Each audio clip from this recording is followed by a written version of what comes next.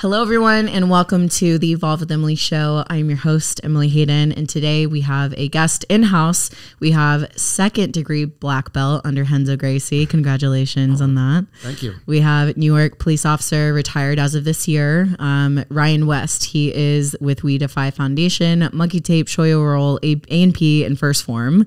He teaches at Renzo Gracie, Highway 6, and Riverstone. He trains at Alpha Land. He's a beast. He is the professor that is one of the professors that's been helping me along my jiu-jitsu journey. The morning class, we're going strong. We miss you. I know, I haven't been there in a minute now, but definitely started to kickstart my consistency in jiu-jitsu. So Professor Ryan, welcome to the show. Oh, thank you. Yeah. Pleasure to be here. Yeah, stoked to have you here finally. So we just did the cold plunge and sauna, a little recovery session. How are you feeling? I loved it. Yearly? Yeah. Would you do that more often? I would definitely do it more often. Yeah. I've never done a cold plunge like you have. I've done like the ice bath type of different. Right. And the combination with the sauna to the cold plunge was, the first time was a little bit cold. Yeah. When you go from the infrared sauna into the cold, it just feels like 10 times colder. The second time wasn't so bad. It was definitely, I don't want to say more enjoyable, but it was definitely, my body was used to it. Let's put it, yeah. And I feel like that's how it is though with cold plunging. The more you do it, kind of it doesn't, I wouldn't say easier because it always sucks. It's always hard, but your body does like adapt a little bit to where at least you know what to expect. You know that like, okay, if I get through the first 30 seconds, I can get through the rest. Yeah. That first 3 minutes in there was definitely, I felt it. Me too. And that's the thing is like, even though I cold plunge all the time, I told you, I'm like, it's getting colder. Like I'm laying in here and it feels like it's getting colder. Yeah. I loved your setup. It was great. Yeah. Just wait till tomorrow. I think tomorrow when you get up, you'll like feel just a little bit better. I definitely need more recovery and rehab sessions and things of that nature. I don't do enough of that. You got to try that roll-on CBD that I told you about too. That's next. It's so good. Like I just put it around my joints and I've tried roll-on CBDs and different things. I mean, some of them work, some of them don't. So I'll definitely take your recommendation. Yeah, give it a try. I mean, it's definitely not a replacement for a good recovery training program, right? So like, I'm a couple surgeries deep already. I know. But it definitely will help. Just that like immediate relief. And for me, it's like a mental thing. I like breathe better when I do that. You know, I put some of my traps before this podcast and some of my knees and just on my joints. And I'm like, oh, I just feel like relaxed. The traps are the worst for me. Yeah. That's why you get that stiff neck. Yeah. All right. So let's dive into today's show. So congratulations on your second degree black belt. Oh, That's a huge accomplishment. Oh my gosh. How did that feel to finally get that? It was a great experience because Master Renzo Gracie was there. So I actually got it from him, which was a really cool experience. And I got to thank Brian Marvin for that. And everybody there. It was a great experience. Yeah. It was nice to get it from him. So be another 3 years till I get my third now. Wow, that's awesome. So, and how long have you been doing jiu-jitsu? Do you remember when you started? I started probably about 13 and a half years, almost 14 years ago. Damn. I was like 30 though at that time. I wasn't like a kid when I started. I was already a police officer. It wasn't like I did it. It's like some people get into it to like be like more like self-defense and I got to learn something so I know how to take care of myself. I grew up in New York City, in Brooklyn, and Queens. I pretty much grew up fighting. Yeah. Like I literally fought all my friends. I fought like kids from the other neighborhoods. It's just what you did. Like, so I was never uncomfortable, like putting my hands on somebody, or I never felt like I couldn't like handle myself. Right. Even though I didn't know any formal training. Right. I never boxed or anything like that formally. It was just, you know, you get punched, you kind of punch somebody back and you kind of learn how to throw a punch as a kid. Figure it out. So, yeah. So I didn't get started for that. I was like a big guy when I started. I was like 240, 245. Oh, wow. Yeah, you wouldn't look at me and say I was fat. Okay. But I was thick. Like, you ever see like those strong men? Boy. Yeah, you ever see those like strong men guys? Yep. They're like powerful and big, but they're like, you know, like heavier. Yeah. That's the physique I kind of had. Okay. I could see you like looked at him, you're like, oh, he didn't look fat, but he's not skinny either. Yeah. And I always liked fighting. I always was into like the UFC and MMA and things of that nature. And my buddy Mike, who was a cop also, who was a brown belt at the time already, he was training for a a while. He was like, hey, if you really like it so much, why don't you just come down and give it a shot since you like it and you talk about it all the time. I was like, okay. So I went down. I didn't know anything. I never wrestled or anything like that growing up. So I had zero experience. Wow. Walked into the gym. He was there. I took a class. I was basically everybody's like, body bag. Yeah, everybody just beat up on me. Yeah, 100%. Especially since I was bigger. So like they really beat up on me. They're like, oh, he's a bigger guy. Like he could come in. And I'm not like 6'7" or anything. Right. So like I was just a thick, bigger guy. And I went in there and I remember getting crushed by like this like blue belt who was like 150 pounds. He was like half my size. And after 2 minutes, I couldn't breathe. I was like gasping for air, and he just had his way with me. He just was choking me out and all sorts of stuff. And from that day, I joined immediately. I was like, this is great. Oh, wow. Like first day in you joined. I walked out there like, how do you like it? I was already signed up. I'm in. And then I just started going back every day. But it really changed my life physically, like diet wise and working out wise and everything. I realized I needed to get in better shape. It wasn't just cardio like running or you could run for days and last 2 seconds fighting somebody. True. That's so true. Everything's different. So I just changed everything. My workout routines, my diet. My diet was big. Not that I ate horribly, but to be that big, I could put it away. Yeah. You had to have probably been eating some calories. Yeah. Like I would just, I didn't have like a piece of chicken. I had like 5 whole chickens. Like it was like, I ate a lot. Yeah, I ate a lot. So I just changed my diet up and everything. And I went from in the first year. So by the time I got my blue belt, in 1 year of training, I went from 240 to, I actually went down to about 181. Wow. Yeah. That's how much weight I lost. Damn. And I actually got down as low as like 168. Which was way too skinny. I tried to compete at like lightweight, and I really like just emaciated my body. It was a kind of an unhealthy look for me. So now I'm like 185 now, 190, right around there, and I feel a lot healthier and better. I kind of went from one to the other, and then met in the middle there, happy with my body weight and stuff like that. So I was always in the assumption that like the skinnier you are, the more in shape you are. Oh. So I was like, oh, if I'm lighter, that means I'm in better shape. Which is more of a mental thing than anything. I'm sure you've probably had a lot of people that have had that issue. So then I kind of like... went too far with it. Yeah, I went too far the other way. I was too skinny. I'll have to show you pictures of like me before and then skinnier, and you'll be like, you look like a different person. That's wild. That's why I love hearing about people's fitness journey in general, whether it's jiu-jitsu or bodybuilding or whatever, because you would look at you and have no idea that you used to look like strongman or that you used to look like a little, lightweight. Yeah, I was it fluctuated. It took me a while. I mean, I never knew anybody in fitness. Like, I would have loved to know you back then. I could have asked you like the proper way to do things. Right. So I kind of had to trial and error a lot of things on my own, see what works, see what doesn't. Yeah, that's a good point. And I took 2 things to like extremes because I didn't know any better. So as a professor, now you're teaching all the time, right? When you see new people walk in, do you still remember what it felt like to be a beginner? I remember like the first couple of classes, the first time I ever went down. You always have that. It's hard just to walk into a place like that. 100%. I give anybody that wants to do it and credit for having the balls enough to walk in. Yeah. It's tough. You feel like the new kid at school and you're out of place and you're like, am I wearing the right thing? Why are we wearing pajamas? There's a big misconception like, oh, you got a black belt, you just kick the shit out of everybody or something like that. And I'm like, no, not necessarily. Like every time you go out there, like a black belt, white belt, whoever it is, like you're fighting another grown ass person. Some of these people are big. Yeah. And they're like, hey, but he's a white belt. I'm like, yeah, but he's 260 pounds. Right. I was like, he's a big, strong person. Like, and you're fighting another grown man. That's so true. So it's hard to walk into it. It's an intimidating environment. Especially in jiu-jitsu, it's a lot to learn. You got to learn a lot. Your body movements are awkward. So it takes a while to learn and to feel comfortable. And so those first few weeks, few months are tough on a lot of people. That's why a lot of people quit. It's not that easy. It's you're at belts for a while. It's not just like, not to knock like Taekwondo or anything like that, or anything, but like, they get belts like all the time and things like that. It's a little different. Jiu-jitsu is not like that. So it's a lot of people don't last in jiu-jitsu?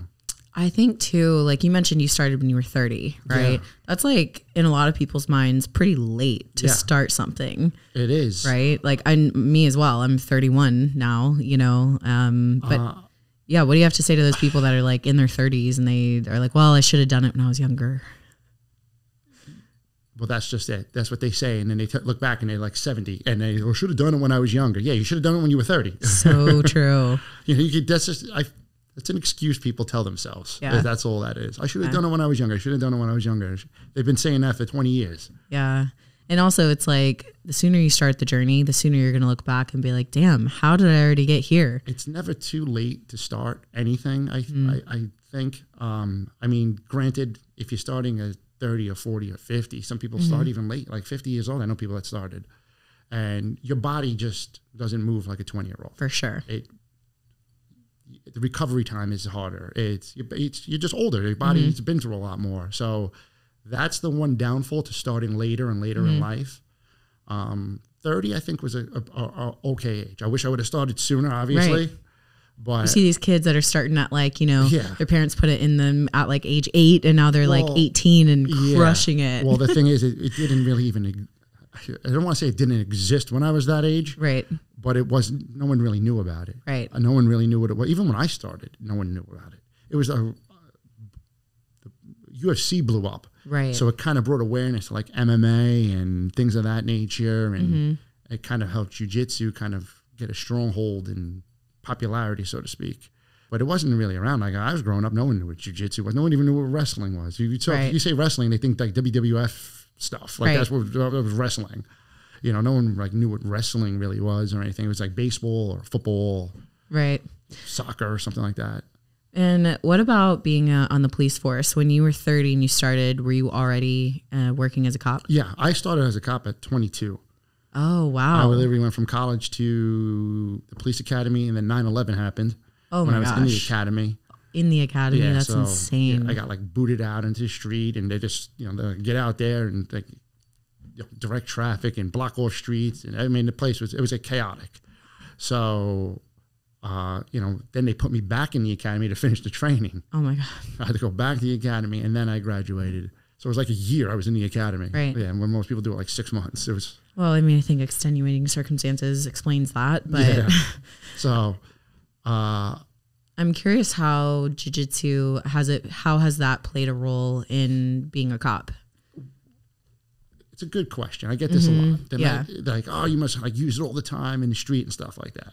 One, being a cop, like a lot of the times you're just driving around dealing with run-of-the-mill stuff, nonsense stuff, petty things, arguments, car wrecks, and things of that nature. You're not fighting it out in the street every day. I mean, it's not TV. It's not how it goes. It's one of those jobs where you're doing nothing. You could do nothing all week, and then all of a sudden, boom, one thing, and you got to go. And it's like you got to react, and then you may not have anything for a while, depending on where you work. Obviously, some places are a little busier, but it's so you're not like fighting somebody all the time. And then when you're fighting somebody on the street compared to fighting somebody in a gym or in a tournament, even, it's different. That's a controlled environment. 100%. There's rules. Yeah.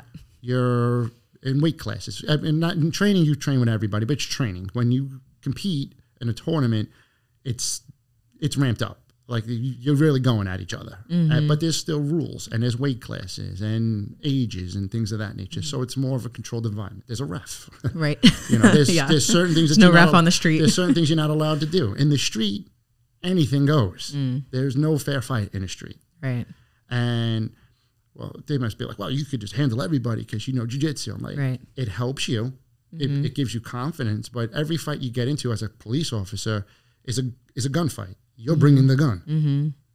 So you always have to keep that in your head that you're rolling around and you're fighting, and your gun could end up in his hands or her hands. Yeah. You know, so you have to be cognizant of that as well.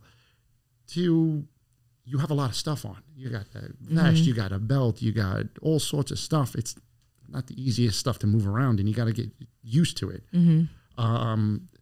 So you got to keep that. There's political things you could get into now. You're not allowed to do certain things. You know, heaven forbid I put somebody in chokehold. I know how to properly apply a chokehold, but they don't care. Like, wow. So right. So even if you have the knowledge to do it, you're not being allowed to do it. Yeah. You know, and so there's those aspects you have to. But what I always tell everybody is that jiu-jitsu will make you feel comfortable in uncomfortable situations. You know, you have somebody on top of you, bigger person, especially more women too, because, you know, usually they're smaller than most men. And, you know, if someone gets on top of you and they're trying to strangle you or they just have their hands on your neck or face or something, a lot of people panic. Totally. Because they've never been in that situation. They don't know what to do and they panic. And jiu-jitsu will make you comfortable in situations like that. You'll get used to people being like on you, and you won't even think about it. Exactly. So if you end up in a bad situation as a police officer or someone grabs you, you're like, yeah, I do this all the time. Like, you won't even think twice about it. Right. Because most people in the street, they don't know how to fight either. They just try to like headlock you, or they choke you, or they grab you from behind, and you know, you're in jiu-jitsu for a couple of weeks and you're like, yeah, this is nothing. Right. I think that's a really good point. And I talked on a recent podcast episode with one of my friends, Tony, how I'd gone through his survivor course. It was like the civilian survivor course. So it was like gun and firearm shooting. And then we did some sessions on the mats. And it was my first like real intro into jiu-jitsu. And we did this one huge circuit at the end where we went around, and there's like a ton of people, right? And the million different circuits that we're doing. Some were on the bags, some are fighting other people. One station was like jiu-jitsu, where like the professor starts like basically on mount, you know, and they like go to like attack you. But this time they're like hitting you and stuff. And going through that whole thing, when I got to that, I was actually surprised at like how much that threw me off and like kind of freaked me out. Yeah. And it made me be like, oh, I need to learn this. Well, that's the great thing now, is that now that jiu-jitsu is like kind of taken off, so to speak, and it's becoming popular. I mean, there's schools everywhere. Everyone kind of knows it now. When I started jiu-jitsu, I said, oh, I'm into jiu-jitsu. And they're like, what is that, like UFC? Right. That's what I got. I'm like, yeah, it's UFC. I didn't even feel like explaining it to them. Right. But now you say it to people and everybody kind of knows what it is. Even like normal, like people that aren't into like fighting or anything kind of know what it is now. I mean, I feel like it's because of social media, yeah? Like, I feel like the rise of social media is like just bringing so much more exposure. It all helps bring awareness to it. And more police agencies are starting to become aware of, hey, our guys need to learn some basic jiu-jitsu survival skills type of skills. They don't really teach that stuff in the police, or they didn't anyway, but now they're starting to. And you got guys like, Invictus, they go around and they literally tour like the country. They're going all over the place, and they teach cops. You know, they'll do seminars, but just for police officers and stuff. And it's huge. A bunch of, everywhere they go, they have people. Well, so. Even like at Renzo's, right? They have that Leo only officer class, which I think is so cool. I like walked in near the end tail of it, and it's like they're actually utilizing. It's great. Yeah. Myra and Nick do that. They have cops here in Sugar Land in Missouri City, and they run the police officers, and it's free. Free for cops. That's amazing. Any cop that wants to go in the area could come and train. It's like Tuesdays and Thursdays. I know a lot of other academies are doing that too. Saturday morning, they do like 9 to 10 just for cops, and it's free. They don't even charge. So if you want to go and learn, just go. That's all you got to do is just show up. So it gets more and more cops into it. I helped start the NYPD BJJ team, and then I moved here, but we got it started, and it's actually affiliated with Renzo. Oh, so cool! I didn't know that. Yeah, Renzo backed it, and it's like real jiu-jitsu. Wow. Like, it's not even like just you're not walking around with like a gun belt and learning. It's jiu-jitsu. Like, you throw on a gi, it's like a real jiu-jitsu team, which is awesome because it's different aspect of it. So it's great to see that everybody just getting more and more involved in it. Yeah, absolutely. I think it's only a good thing. And I think especially for women, we have a lot of women listeners here. I think it's such an amazing tool for them to learn, and very practical as well. I 100% agree with that. You just have to get over that hump of walking in. It's not, a lot of places have women's only classes. True. They offer them. So if you want to, you could only go to a women's only class. But I always recommend training with everybody. Yeah. I mean, I know a lot of women maybe feel like uncomfortable. It's up close. It's personal. You're sweating on each other. You're drooling on each other. It's kind of gross. Yeah. It's like, you're going to get elbowed by accident or kneed or poked in the eye. I mean, it's physical. It's a physical sport. But it's not creepy or weird or anything like that. A lot of women I've had that, oh, I don't want a guy on top of me. I feel weird, you know, it's like sexual or something like that, or, you know, he's going to touch me, or I go, it's really not like that. I mean, if you're in the right environment, in the right school, in the right place, it's not like that at all. It should not ever be that way. Should never feel that way. I've trained with many, many women, and I'm literally trying to choke you or break your arm. Like that's how it goes. There's nothing cute about that. There's nothing cute about it. I'm drooling on you and sweating, and you're sweating on me and everything. It's gross. But you're learning like valuable skills, and it's fun. I mean, after you kind of put it all out of your mind, you don't even think about it. Oh, 100%. I always tell people that. I'm like, it's not like that. It's not like that. And they're like, what do you mean? I'm like, you just got to try it. If you try it and you go and you see it, you'll get an understanding. Yeah. Oh, I 100% agree with that. Like as a female, it definitely can feel intimidating to be like, okay, I'm going to go in here. I'm going to do this jiu-jitsu thing, you know? But once you get started, you're so focused on like learning the body positioning or the movement or trying to apply the skill and technique that you forget that you're in mount trying to get to an arm bar or something, you know? Like it doesn't even phase you at that point. It's just another training partner. Yeah. And I think you don't even see male, female really. Yeah. Yeah. It's just, you know, you have fun with it. 100%. And I think it depends on your goal too, right? Like if you're going into it with a desire of, I want to learn this for self-defense, I personally think it's even more important to train with everyone and train with guys. So you have that realistic feel of like what it actually feels like to resist. And I literally got into it because I wanted to lose weight. Yeah, I wanted to try something new. I was like, this will get me into shape. And I was like, I was more concerned with trying to like slim down and lose weight than anything. And weird way to get into it, but I loved it, and then it kind of really took hold. Like when I got like my blue belt is like kind of like when it kind of like really I got into like the Jiu Jitsu lifestyle, so to speak, and really got into it. What does that mean, Jiu Jitsu lifestyle? Jiu Jitsu is like a culture. I thought you were gonna say cult. It's like a nice cult. It is too. Yeah, a little bit. It's a cult in a good way. Yeah, 100%. We like it here. Yeah, it's definitely like no one. It's a cult because, or it gets called culture. Or, yeah, whatever. It gets called a cult a lot too. Because you go to the place, you're there like every day, right? And you can only talk like jiu-jitsu stuff with like jiu-jitsu people. Like that's who gets it. Like if you had this conversation with someone who doesn't do it, they're like, what are you talking about? Oh that's a good point. This is stupid. This is like you're rolling around with another man all day or something 100%, like that. Yeah. Like, what's fun about that? I'm like, it's not like that, you know? Yeah. It's not like that.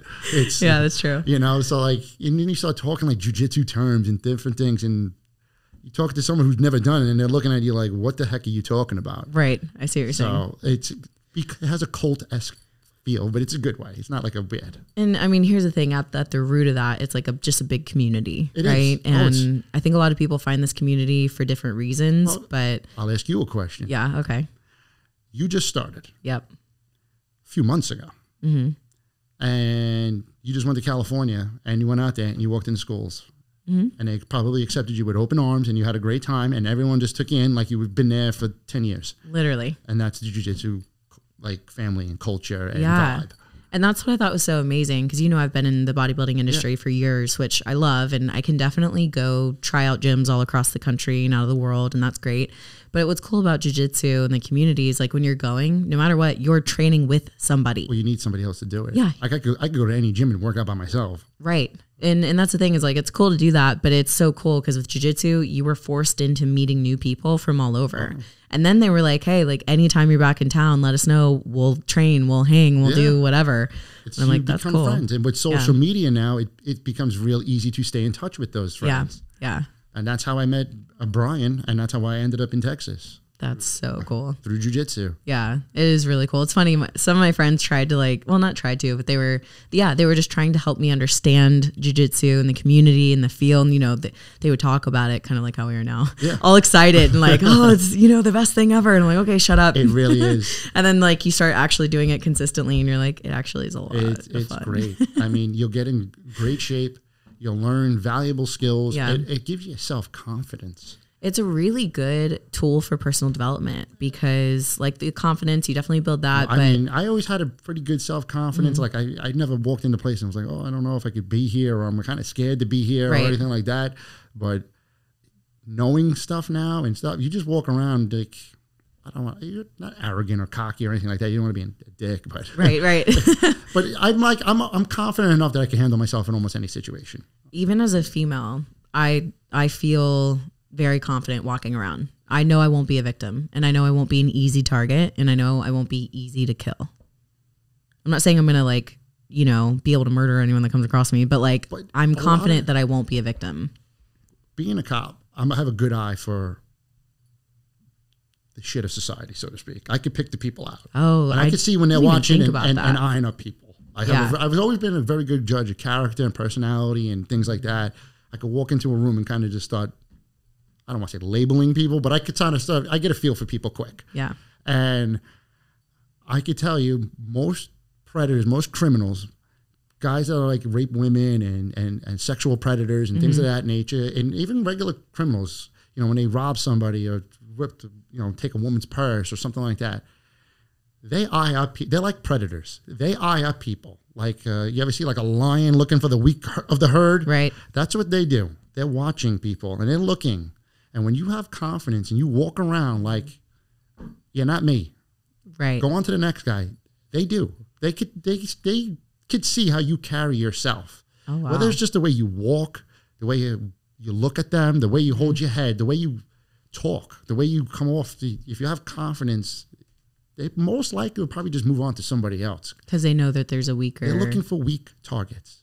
And why, if there's even a question, why go for you when they could go for somebody else? Not that that's a good way, but hey, it's, you know... Mm-hmm. I don't want to say better them than you, but it's in a way it's better somebody else than yourself, you know. Right. And the more you learn, the more confidence you have, the way you carry yourself, the better off you're going to be in life overall. And you probably won't even realize it. Yeah, you're going to walk around. Who knows how many weirdo? Half this world is weird and sick nowadays. Right. I mean, the last time I was in New York, I was like, I don't ever want to go back. Yeah. There were all of Times Square was just filled with criminals. In my opinion, they were everywhere. I was getting offered drugs and weed, pills, whatever, and they were just eyeing up people left and right. I go, oh my, how many people are going to get like mugged today? Wow. And they were all over the place. That's They're horrible. all hanging out there, and I was just like, watch all these. If you carry yourself a certain way, they looked at me, and I looked right back at them, and they were just, it was like almost a mutual understanding. Like, yeah, you should keep doing your own thing, but not me.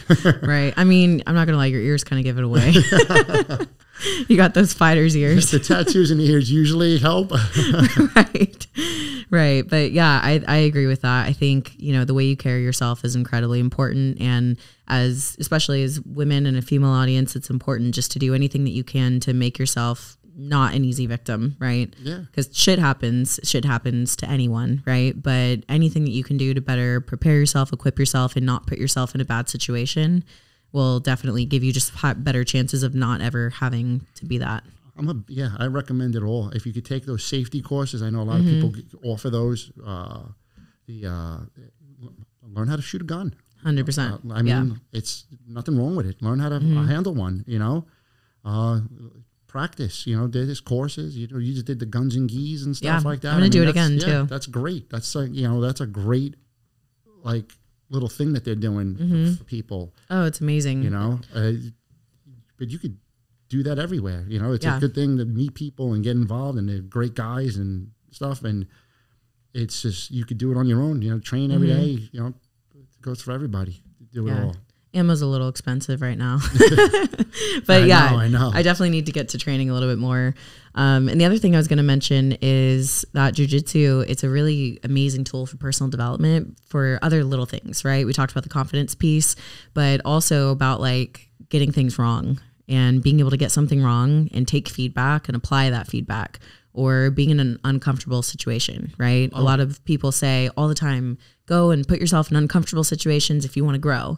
But as adults, like, how often do we do that? We normally stay with our same thing that we're so good at already. In uncomfortable situations every day in jiu-jitsu. Oh, 100%. You'll be in so many uncomfortable situations, you won't even think twice about it. The funniest thing for me is like when I'm in, mid-roll and I I think I'm like, I don't know, doing something.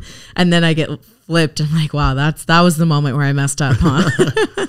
But that's how you learn. Yeah. Oh, 100%. I mean, everything I've ever done in jiu-jitsu, I've usually screwed it up 1,000 times beforehand. It did not come easy to me. I was like, I had to work hard at it. Right. And I just kept going back and try new things when you're training. Like, try new stuff and try and see where it goes wrong. And then that's how you get better.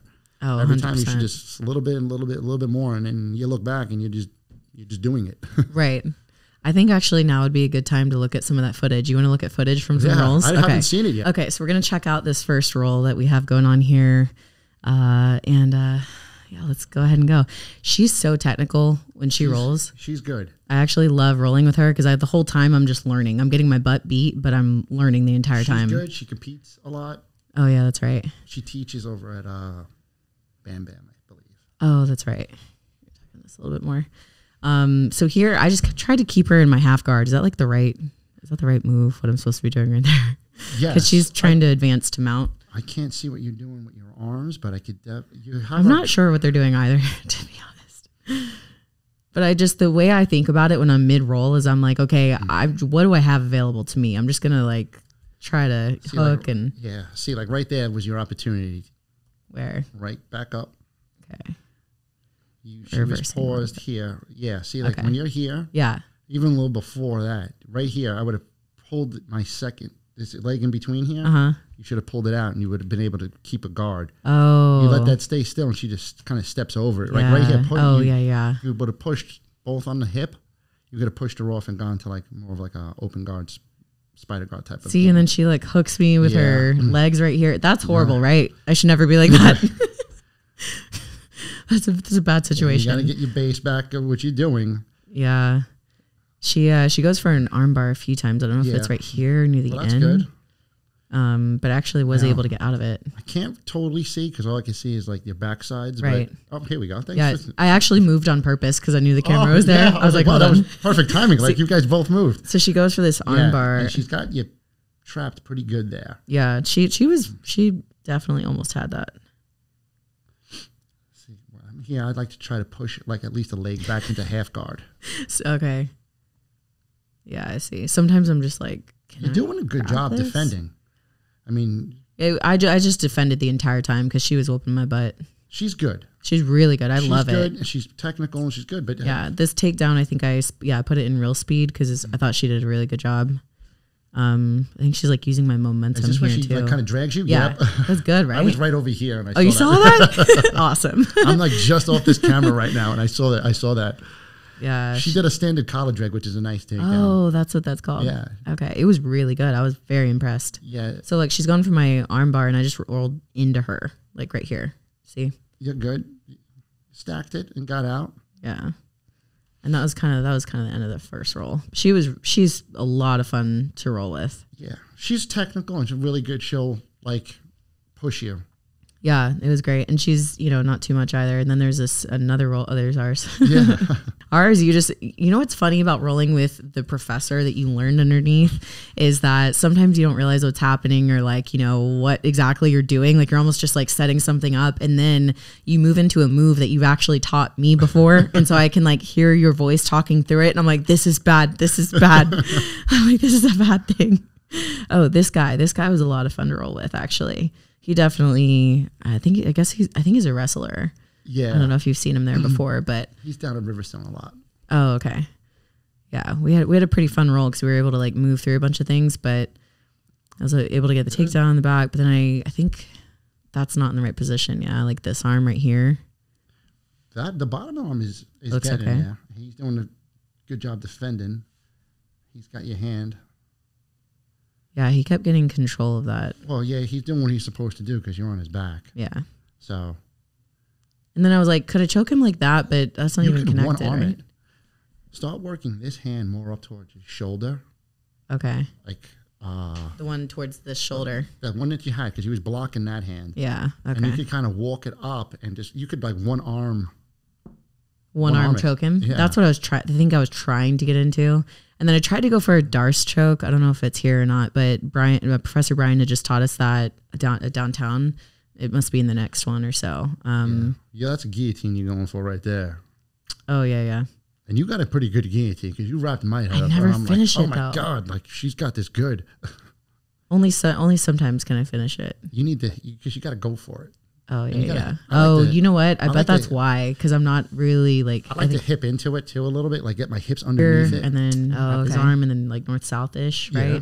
And then move his arm over, like into... trying to go into the Darce, right? You have it. I couldn't finish him. I mean, you wrapped it up. You got to...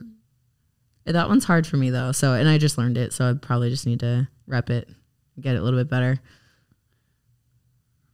Can't see exactly how tight you had it, but I mean, your hand motion was right. Okay. I think the problem is from what I saw is his hand needs to be more across, like his own instead neck. Of like up higher. Oh yeah, that's right. Okay. I think that's where you went off because you need that to for the choke. Okay. But it was cool. It was one of those roles where I feel like I was trying to apply, all these things that I had just learned. It was fun. I got a lot of back time. So you gotta come down more for Wednesdays. It's good. It was it was a lot of fun. It'd been a while since I had like trained that much, with that many different people. You go downtown more, so it's more no-gi type of style. And here you could do both. Oh my God. In Warrior Wednesday, you could do whatever you want. You gi, no gi, you could do both. Oh, I didn't realize it could be either. But I do need to do gi because I do a lot of no gi, and I don't want to not know how to, You should practice both. I know. I'm trying to fit it into my schedule. Okay, I wanted to switch gears a little bit and talk about something that I call is the bounce back. So the bounce back is like after something hard happens, whether it's in life or it's in training, right? It could be like in the middle of a roll, like you get your ass beat for a second, but it's not really about like what happens and how hard you get hit, but it's about how many times you get back up, right? And you experienced something in life that you kind of bounced back from, which was your surgery where you had a reconstructed shoulder surgery after a spine and neck surgery. Yeah. And then you came back and like got in crazy shape. So what was bouncing back like for you? How did you do that? Because that had to have been hard mentally, right? That's the hardest part. Right. Because you couldn't obviously train neck and spine injury. I literally, I had my neck fused. C4 and C5 were fused. And why did you need that? All the discs in my neck are either herniated or bulging. And they were like, at C4 and C5, it was cutting off your spinal cord. Oh my gosh. So they were like, you kind of need surgery or you could be in a wheelchair in like 5 years. Oh my gosh. Walking with a cane. They're like, it's probably not going to get better. Mm-hmm. So I was like, okay, like that's a pretty big roll of the dice. So I'm going to get the surgery. And I never had surgery before. So I was kind of like super nervous for it. Because they cut my throat open. Where did they do that? The scar's pretty good. The guy did a good job. He cut it like right around here. Oh, yeah. And then they kind of I was like, well, what do you do with like everything that's there? They're like, oh, we just move that out of the way. Oh my God. I was like, that's terrifying. Yeah. And then they went in and they put a titanium plate where the disc should be in with 2 screws. Oh, so you're fun to fly with. Because you just beep, beep, beep, beep all the time. Sometimes it goes off. Yeah. So I was super nervous. Plus it's your neck. Mm-hmm. Your spine and everything. I'm sure you signed papers that were like, yo, you might not be able to walk after this. They wheeled me into this surgery. I mean, I had someone that just monitored my brain functions. And I mean, it was a team of people. There had to be like 20 people in there. So I was like, oh, this is like a big surgery. I was like kind of nervous. You walk in, you see that. And I was like, oh man. But it went well. I mean, all the other discs in my neck are kind of herniated, bulging too. But this one needed surgery. The surgery went well, so I can't complain. Mm-hmm. But it sucked because I trained right up to the day before surgery. Of course you did. Yeah, I was training. I went to the gym the day before surgery. Surprised you didn't go the day of. And I went and I had to stay like in the ICU for a while. Oh, wow. Because they wanted to make sure everything was okay. So when I finally got out, I was, for the first week, you're kind of like out of it anyway. But I felt fine. Like I had a neck brace, but I didn't really wear it. I hated it. That was more annoying than anything. Like daughter, like father. Yeah, your French bulldog who doesn't wear her cone after her surgery. 24 hours I had to pick on her. Oh, she's another one. Yeah. It's tough coming back from like a surgery like that, especially like for jiu-jitsu. Right. So how long were you out for? How long was I supposed to be out or was I out? Didn't the doctor specifically tell you? Yeah, he wrote no MMA training. I was like, well, he didn't say jiu-jitsu. He wrote like MMA in my like discharge paperwork. Nice. I got the surgery the November 30th and January 1st, I was already back. That's quick. To the gym, to everything. I didn't do anything for 1 month. Nothing. No gym. I couldn't. Oddly enough, when you get like neck surgery and things like that, like it affects like motor skills. Like I was like, oddly enough. Like I didn't think it would. I didn't think I would have like less strength in my arms or anything like that, but I did. Wow. Like getting like some motor function back was a little weird. Mm-hmm. But not that I didn't have any, but it definitely was different. Right. So I didn't do anything for a good month. January 1st, I said, I'm going back to the gym. And I went back and I did very light stuff. And I went back to jiu-jitsu and I didn't roll. I didn't go hardcore with the training. It wasn't until about maybe March that I started training again. Like really training. Just, screw it, I'm going. I'm just training. He told me at least 6 months for anything. I did it in like 3. Yeah. I was like maybe 3.5. I have to get back. But you were like a functioning athlete at that point, like training all the time, weightlifting, jiu-jitsu. Yeah, I feel like your bounce back is probably a little bit better than somebody who doesn't do any of that. Yeah. Well, another reason to stay in shape somewhat, you know, right? You bounce back from things faster. That's true. I've heard the same is true for pregnancy, you know? Yeah. Women who stay on top of their fitness and can do that, like they have a much easier time bouncing back. I've known a lot of women that got pregnant and they're like, I could eat whatever I want and do whatever I want. And they're like, you know, I'll have a baby so I could eat this stuff. I'm like, not really. Like, if you want to stay somewhat healthy. Right. Because if not, it just makes it harder in the future. Definitely. You know, so it was definitely hard to come back from something like that because I came back from that. And then 6 months later, I had to get my shoulder redone because I had to get that done first in order to get my shoulder. Oh, my gosh. The shoulder one, I bounced back from that one. I was like, okay, I started working out, feeling good, getting back into like the shape I wanted to be in. And then I had to go get shoulder surgery. And I had to get my bicep tendon reattached. I had a bone fragment. Like too many arm bars or what? Just messed up. Yeah, you know, there's only so many times you get those Kimuras and Americanas and things before things start going. And I mean, yours is in competition level. So you guys at that level are like really trying to kill each other. Yeah. It sounds horrible, but we're like, it's controlled. But you know, that terrifies me. The competition aspect of jiu-jitsu. Like I'm cool training because I know no one's really going to hurt me. I said, you'll do it at some point. You'll do it. You'll end up getting in there. You're an athlete and a competitor. You'll get in there. I know, but I don't think I'm willing to risk a broken arm. You know what I mean? Get a broken arm. You don't think so? Anything could happen. I mean, we're going to play that like over and over once I break my arm one day. No, I'm kidding. I have broken my left arm like 3 times when I was a kid. Disclaimer, like anything can happen. It's a contact sport. Right, of course. But how many times have you trained and people slapped arm bars on you and nothing broke? Nothing was hurt, really. But it's not competition. I could imagine some of the... It's still controlled. It's still... True. Most people are controlled with it. Maybe I'll go watch a competition first. You can go hard and really crank something and not actually crank it to the point of breaking it.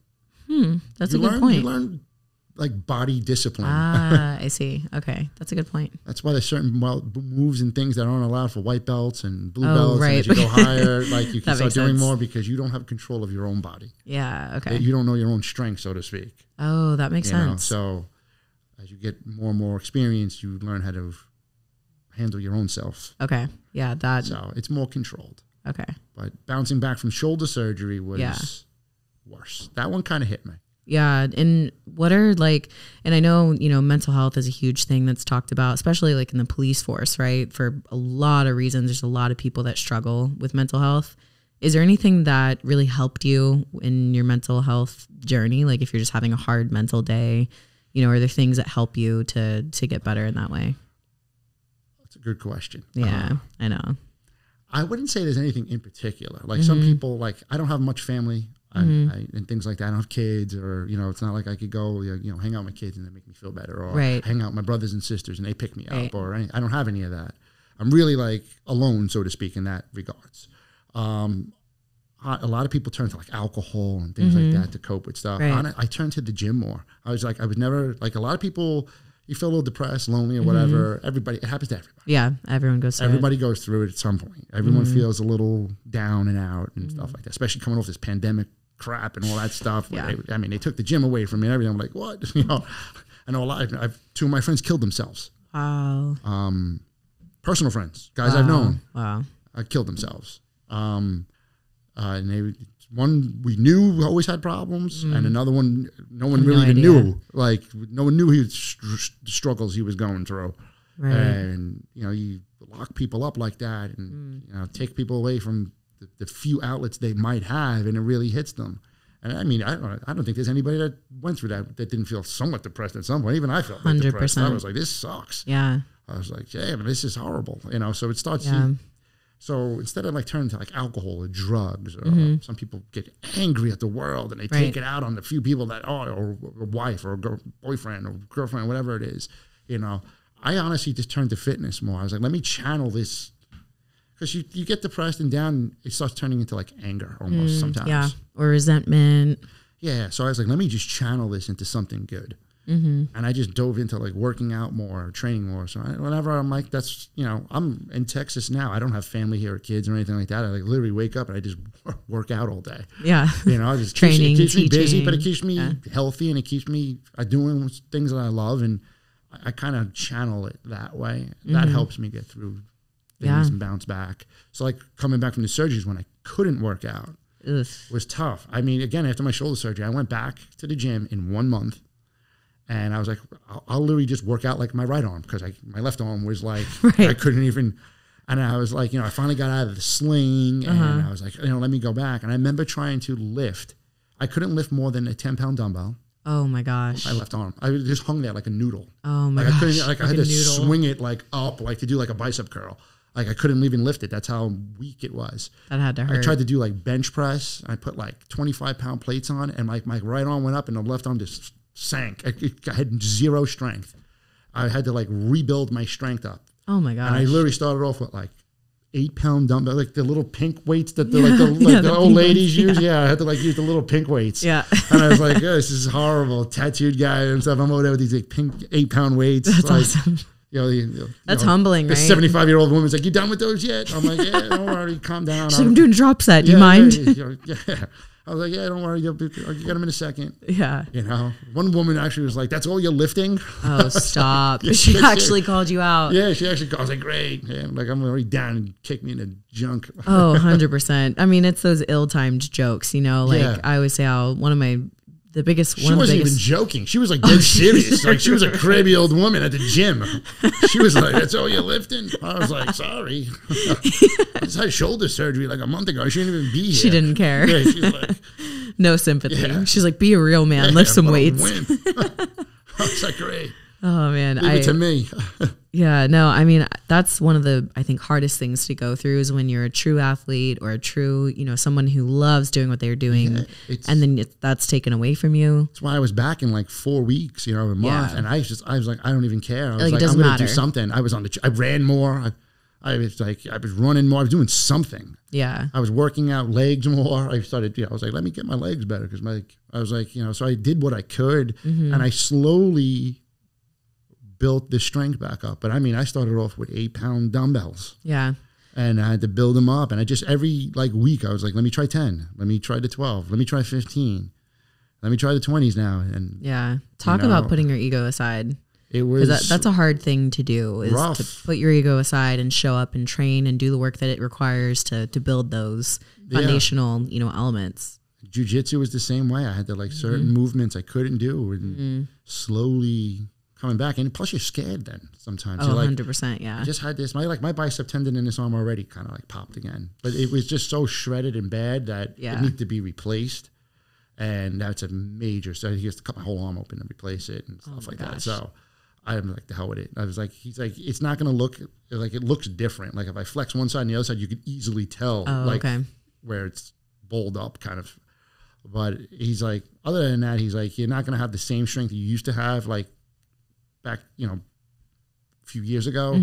But he's like, to go through the surgery for it, he's like, it's probably not even worth it. It's a big surgery. And I was like, yeah, I'm kind of done with surgeries. If I don't have to get it, I'm not getting it. Yeah, absolutely. So, but yeah, it is hard bouncing back after an injury, especially like you mentioned, because I've had like little minor injuries, right?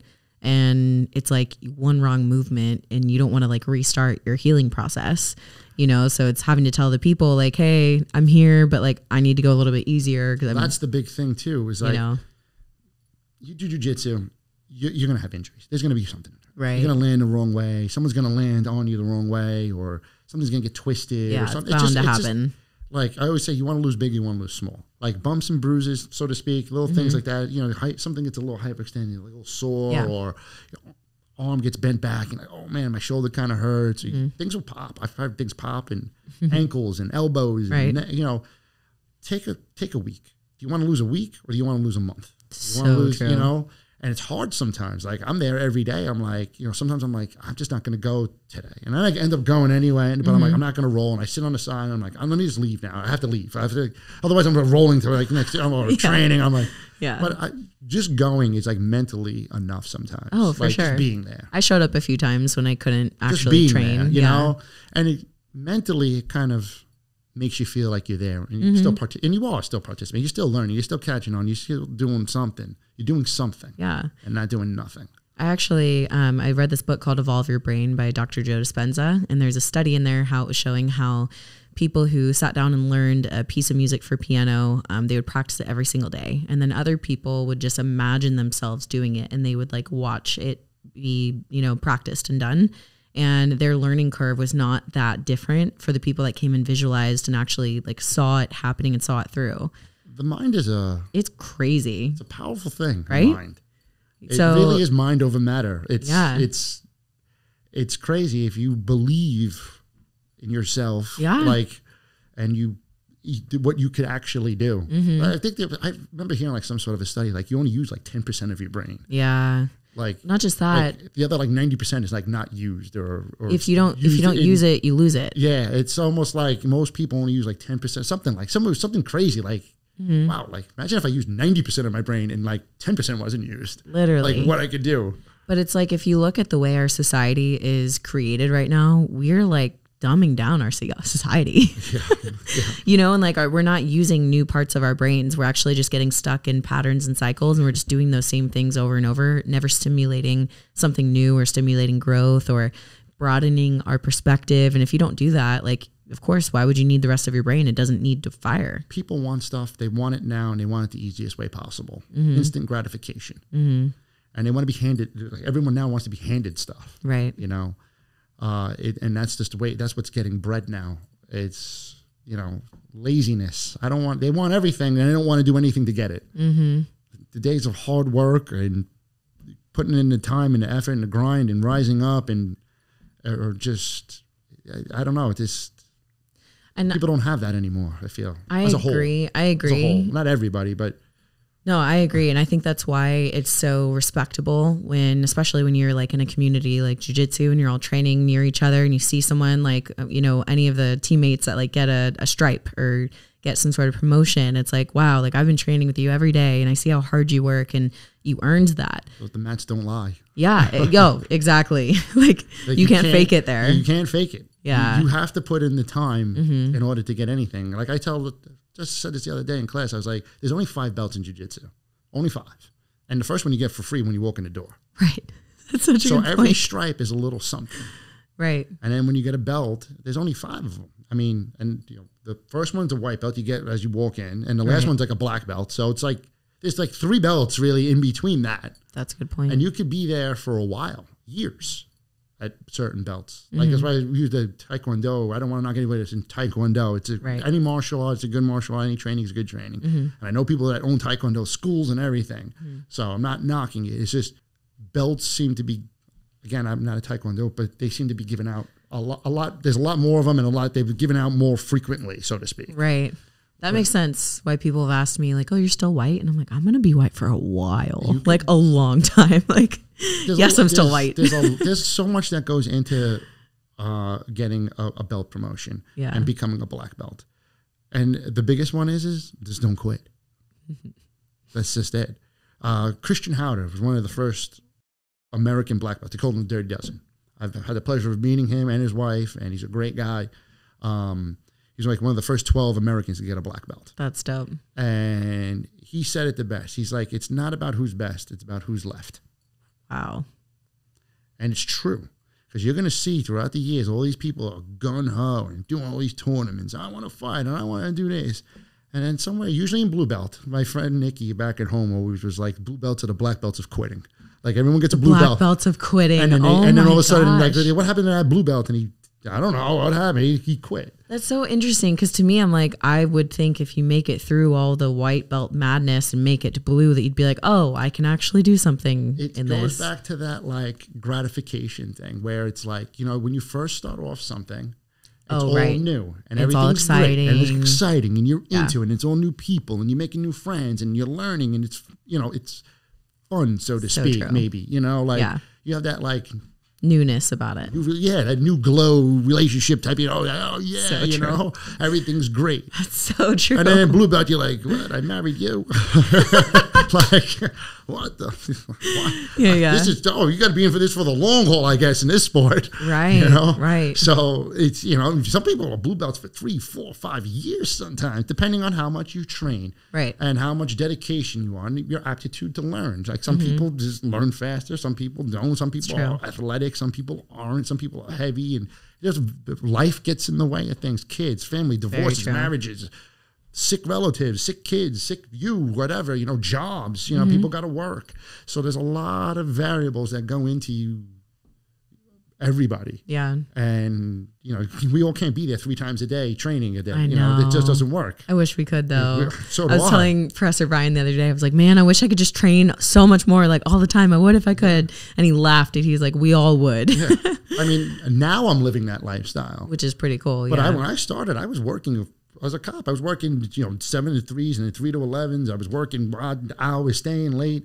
And jiu-jitsu, I got in on when I could. You know, I couldn't just train every day. It wasn't, you know, I could train every Monday because sometimes I was working that Monday. And so, you know, sometimes there's not classes when I was off or something like that. Or, you know, my time is off or something. So, I mean, I just was there as much as I could be, which was still a lot. I mean, I trained almost every day, but I mean, it was like work, gym, jiu-jitsu, work, gym, jiu-jitsu, like every day. Like, that's a lot. Know, probably why I'm divorced twice.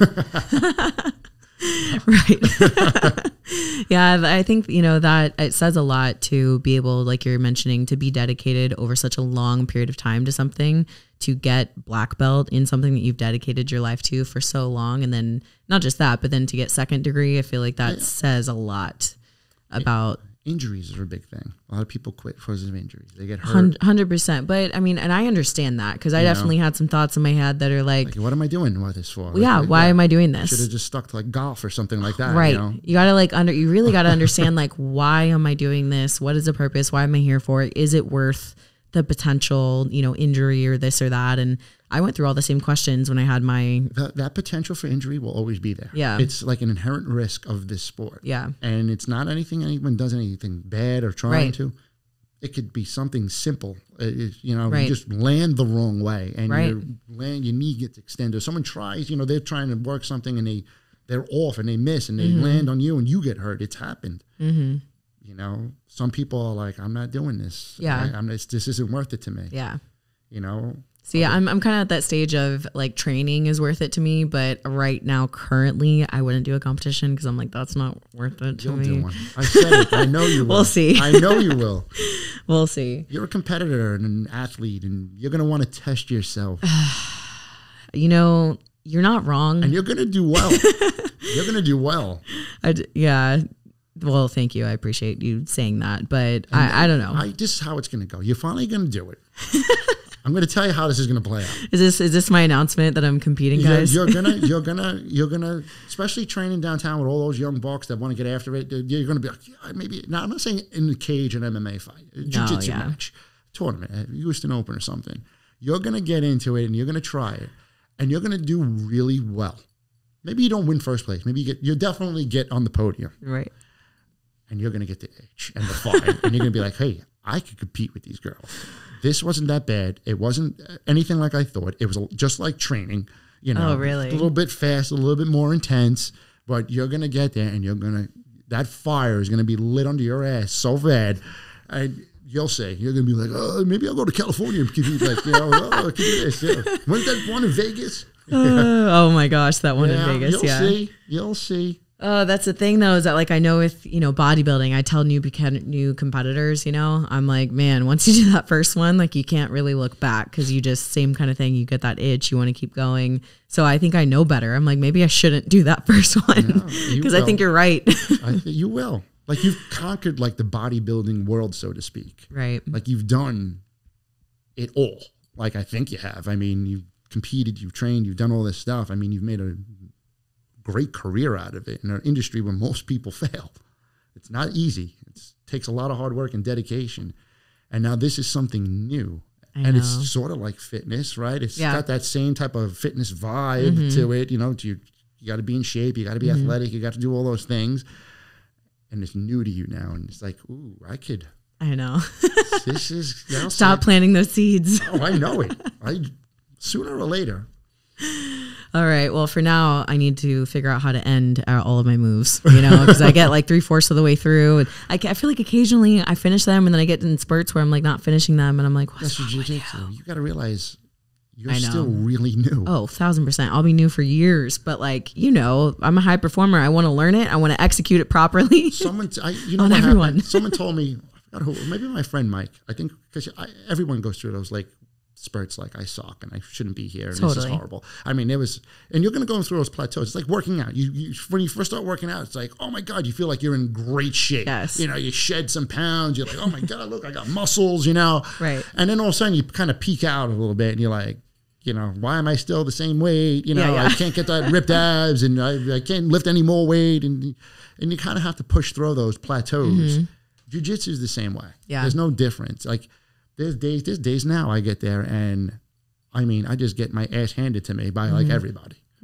I mean, like everybody. I'm like, well, how, like next time just choose me on the mat and be like, Emily. Like, what the hell? Like, you know, and it's just like, sometimes it's like demoralizing. It's like, oh my God, man, I just got crushed by this like 20-year-old purple belt, you know? And it's like, you know, sometimes you have days like that, you know? Right.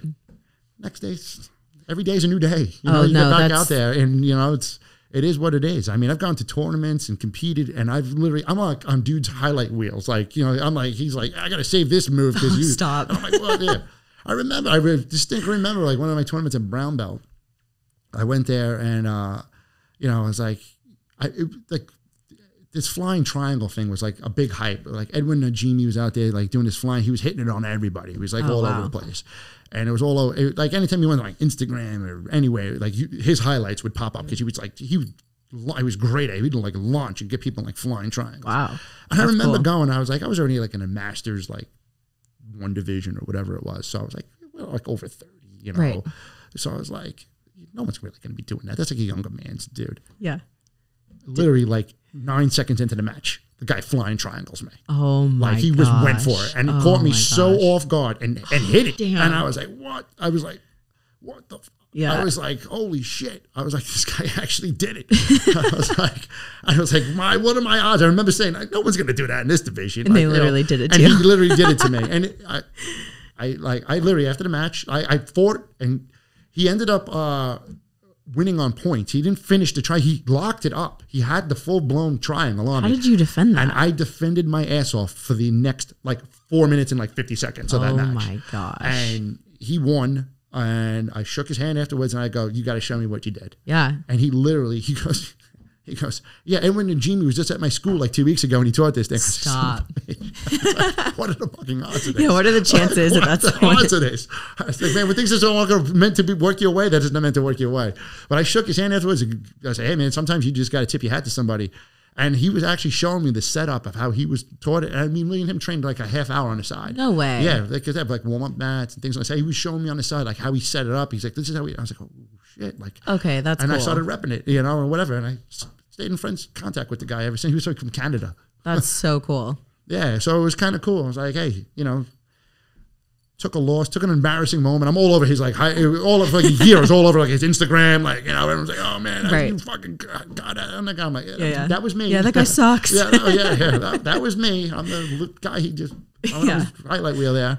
Right. But it is what it is. I was, you know, take a loss, and I tried to learn something from it. You know, 100%. I think that's so important. And the jiu-jitsu community, like you say, is.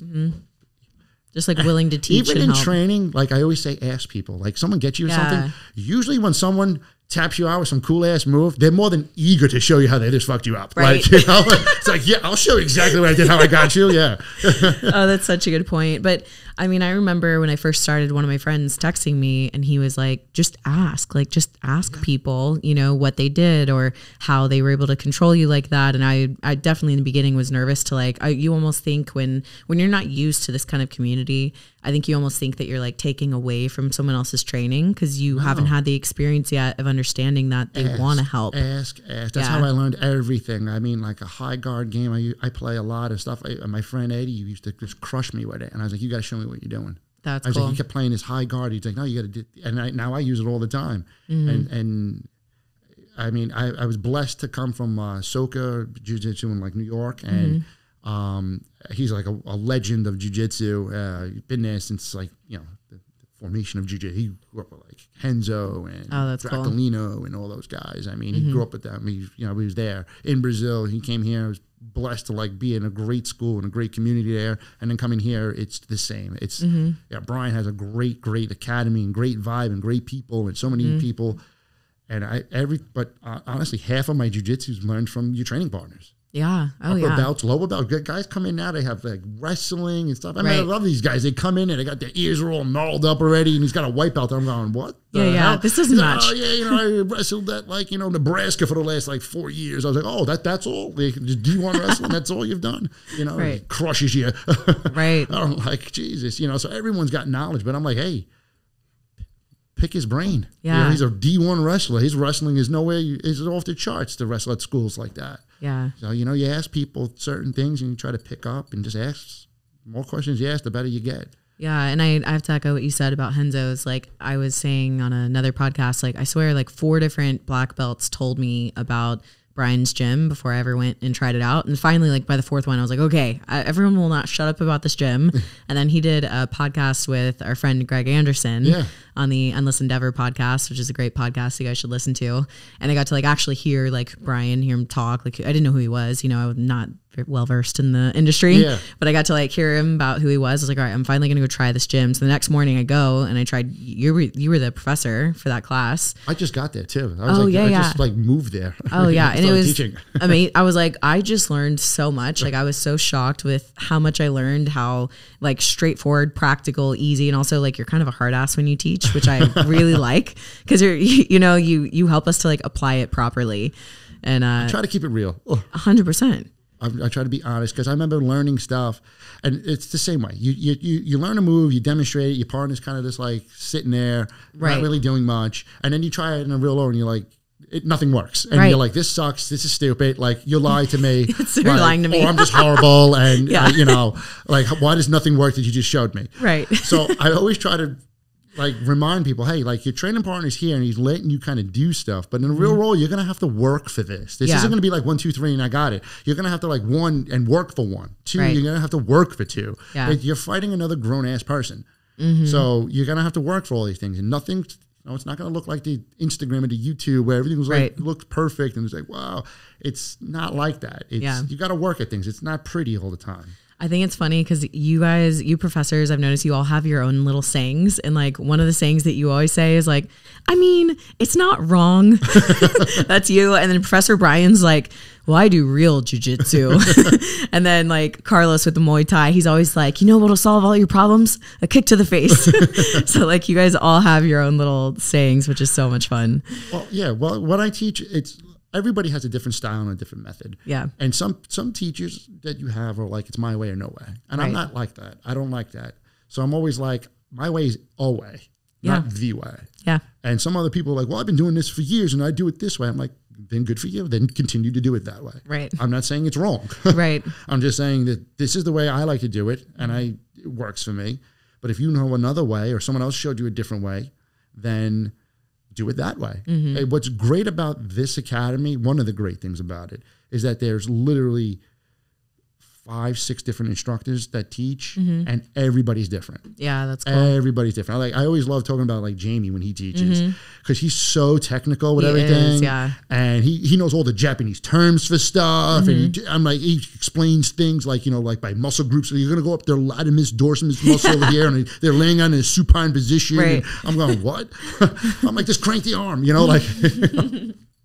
So it's like just different ways of explaining things and how you do things. But it's great that you could what you should do is take a little bit from everybody and then kind of make you. Yeah. That's the best way to do things. Yeah. And that's how I tried to learn jiu-jitsu.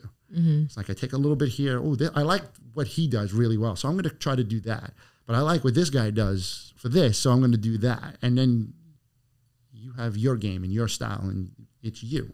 And that's how it should be. Not just one guy going, this is the way it is, and that's that. And any other way is, inferior to my teaching, Right. Like, right.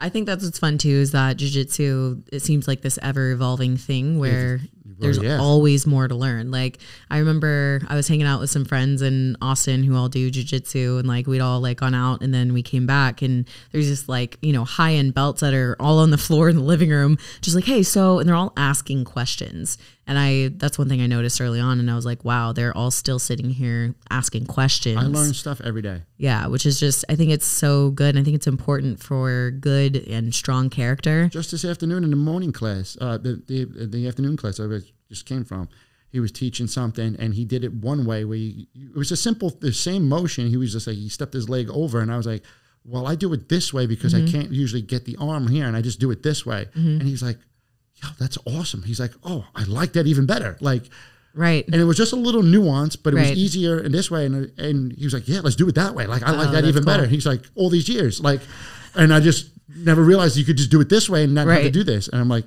that's jiu-jitsu. Right. Like, Right.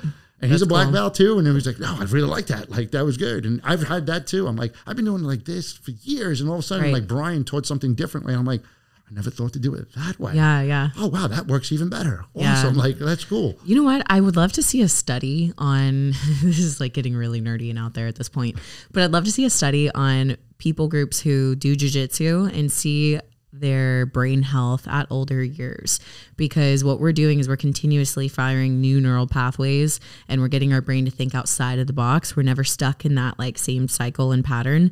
So I just wonder, like, it makes me think, do jiu-jitsu, this is going to sound so cultish, do jiu-jitsu people live longer and have better brains? I don't know. I'm just curious. Are there any studies out there like that? Do you think? Well, you pose a really good question. Because like we're always using our brain in such new ways and always learning. I said it today. I said jiu-jitsu is a thinking sport. Right. It's not a meathead, I'm going to bench press you and slam you into the mat. I mean, does strength and agility and athleticism come into play? Yes. Yeah. But it's human chess. It's moving. Human chess. I love that. It is. It's moving. There's no difference between a black belt and a white belt other than that I'm a more superior chess player to you. This is true. I'm moving. I'm getting you. I'm moving you. You're the chess piece, and I'm getting you to put your hands. I feel that. And arms and stuff, and move certain ways so that I can get to a choke that you don't even know I'm going for. Right, like you're 4 steps ahead in your brain. Yeah, I'm gonna move my body to force you to move and to force you to put a hand or something or push off or place it where I want you to place it so that I could get you your arm or your neck or whatever. Right. Because I know you have to do this in order to answer what I'm doing, so to speak. Right. So that's all it is. It's like you watch people that play chess and they're moving pieces, and then all of a sudden it's just like, boom, I got your queen or something. It's like, whoa, how the hell did you do that? And, well, he saw that 5 moves ago. When I was younger, he was setting you up. When I was younger, I used to go to Starbucks and I'd play against the old men. Like my mom would take me. And same thing, like when I was making my first move, I already knew like 4 moves ahead of where I wanted to go. So I can definitely see that's jiu-jitsu. That's what jiu-jitsu is. That's what you're doing. Someone let us know. Do people who do jiu-jitsu, do they live longer? That's a good question. Curious. I never thought about it like that. Or do they have less chances of like dementia or Alzheimer's? And I know a lot of those things can be genetic as well. All these years, I've been doing this almost December would be like 14 years. I've never thought of it that way, that question. I want to know. I've thought of it like health-wise, like our immune systems, I think, are like superior. Oh my God, to like everybody. No kidding. Like, it's disgusting. You roll around with other human beings drooling and bleeding and snotting all over you and the mats and stuff like that. I mean, your immune system could handle everything. Oh my God. There's 2 moments that just really stand out as the worst moments on the mat so far for me, and I'm sure it'll get worse. But one was actually last week at Warrior Wednesday, when I'm just like, when you have something in your mouth. Was it somebody's hair or someone else's hair? Oh, that happens all the time. That was so disgusting. Like at mid-roll, and I actually have it on camera, and I'm just like I want to puke, and I just like. I have a shaved head and everything, and I don't have a hairy body. Right. And I pulled hair out of my mouth. I go, I don't know. It looks like it came off like an animal. It was like no. It was like a tuft of glob of hair, disgusting. And I was like, oh, I look like a clown pulling those like scarves out of my mouth. I was like, how did this get in there? Where did this come from? Yeah. And I go, what part of the body did this come from? 100%. I was like, this is not someone's hair from their head. I was like, this had to come from some other part of the body. No.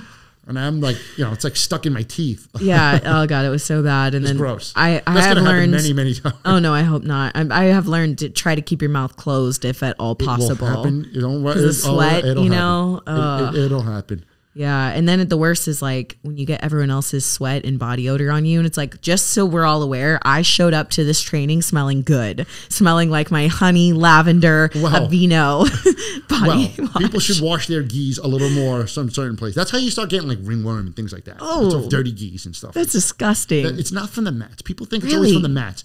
Most academies, Brian keeps his academy spotless, so they clean them after every time. True. It's not from the mat. It's from people not properly washing their shit. Yeah, because some of it still has like a stank on it. Yeah. There's some that have gross. Like how should people take care of their gis? Wash your shit after every time you use it. I mean, there's some people that real simple. Wash your shit. Yeah. Like it's that simple. It's not hard. Right. Like you go to the gym. Yeah. People working out hard, sweating, stuff like that. But then you'll walk by someone and you're like, oh my God, this stinks. Yeah. Like this is not from working out today. This is from not bathing for like 5-6 days. Like you dirtbag, wash. You dirtbag. Like you stink. Like they walk by and like a wake of BO comes after them. And it's like, ugh. Yeah. Like that smell. You smelled it. I do. And it's like, woof, Jesus, man, you stink. Right. Sometimes they're not even near you. They're like 4 or 5 machines away, and I'm going, do I smell like this? Is this me? Right. I was like, I can't smell like that. And I'm like, it's Stinky's here today. Like, he's 4 or 5 machines over, and the gym stinks like him. You got to know that you smell that bad, right? Do they? That's just the question. I don't know. Or are they used to it? It depends on your level of dirtiness, I guess. Like, true, but it's like you're always dirty like that. I mean, you would think they would have one friend to be like, hey, I just love you, but like you smell. You need a shower, and here's some like Febreze gain. I've never been that guy who shies away from telling people stuff. I could see that. I'm always honest and straightforward with people to the point where it usually gets me into trouble. Right. But at least you can't say I'm a liar and I'm full of shit and I'm fake. That's very true. I'm not any of those things. That's very true. You always know what you get. Yeah. This is me. You're getting this. Yeah.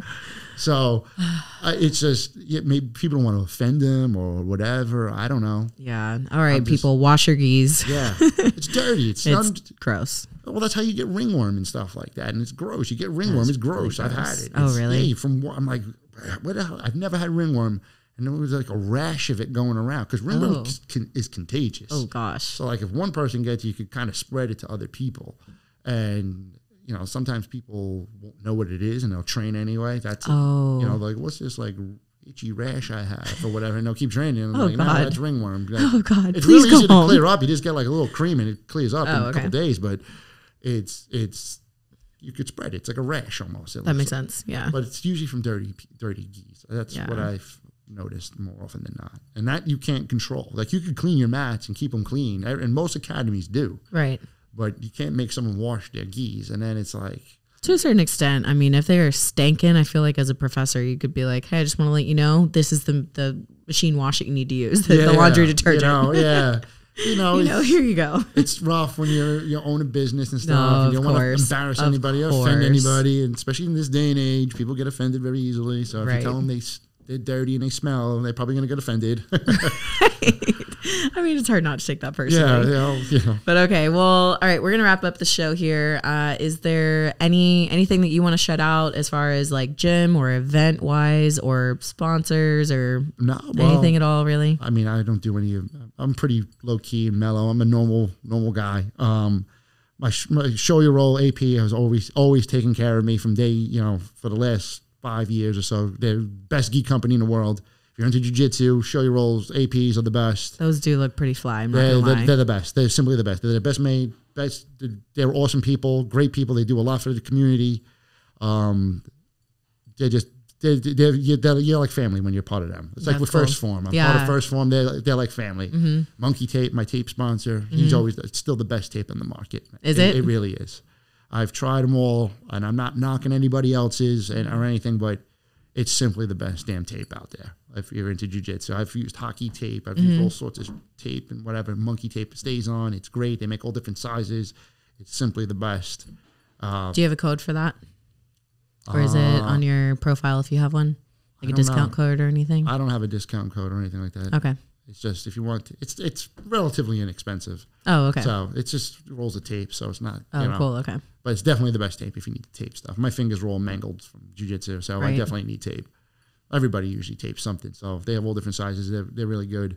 So they're the best. Okay, cool. So cool. All right. Well, thank you for being on today's show. Thanks for reviewing the rolls with me. Hopefully I can bring back some improved This was like my first ever podcast. You did great. Yeah. I've done like a group podcast or whatever, but never like a one-on-one type of thing before. Easy, right? No, it was fun. It was literally us chatting before and after. I gotta tell you, you have an awesome setup. This was awesome. Oh, Cold cool. plunge, sauna, food. It was awesome. Like this was really awesome. I'm like, let's do this again. Like this is awesome. He's like, I'm in. Yeah, like anytime you want to do anything like this. Evolve with Emily and Professor Ryan. Yeah, I'll just sit in the corner and just hang out. Like that's awesome. Like this was a lot of fun. It was a cool setup. Awesome. Like I said it before, I'm extremely impressed with all you've accomplished in fitness world. Just empowering like women and people and self-motivation and all that. Thank you. It's really cool. Like you really have succeeded, so to speak, in an area where a lot of people fail. It's hard. It's dedication, hard work. It's a good work ethic. Thank you. Apply that to jiu-jitsu. Yes, sir. Yes, sir. I will. And really, I put your mind to it. You could accomplish anything. So thank you. Thanks for having me. This was so much fun. Yeah, thank you so much. I appreciate you saying those kind words. It means a lot, especially coming from the professor. So I appreciate it. We'll have you on soon. Maybe we'll do a group podcast with some other people from Renzo's. That'd be fun. Yeah, definitely down to do that. Yeah, right. All right, guys, you know the drill. If you enjoyed today's show, please do us a favor. Tag us both on your Instagram stories. I will put Professor Ryan's information down below so that you guys can follow him on social media. If you're in Houston, you want to come train with us at Renzo's. Open door policy at Renzo. Anybody, any school. We have open mats on Sunday, and Warrior Wednesday is like pretty much open, like an open mat anyway. There's half the gym is guys from other schools. So it's an open door policy. Just come on in. You got to sign a little waiver, obviously, just in case we break your arm. Just in case, it's a contact sport. But other than that, like, don't worry. Just come on in. Everybody's welcome. Awesome. All right, guys. Well, thank you for listening. Thanks for your time today, and we'll see you in the next episode. Bye, guys. Bye.